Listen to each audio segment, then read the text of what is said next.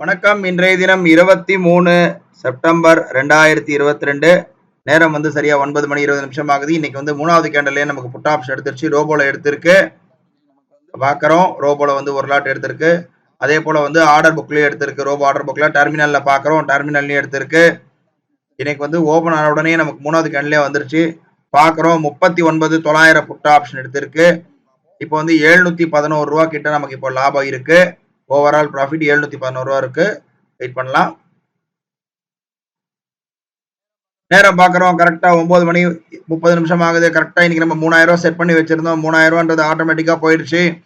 ஒரே லாட் தான் இன்னைக்கு புட் ஆப்ஷன் எடுத்தது. உடனே ஏன்னா மார்க்கெட் ரொம்ப ஃப்ரீ ஃபால் ஆயிட்டு இருக்கு. ஸோ அதனால நம்ம 3000 ரூபா செட் பண்ணி வச்சிருந்தோம். ஆட்டோமேட்டிக்கா நமக்கு 3000 ரூபா ப்ராஃபிட் வந்துருச்சு.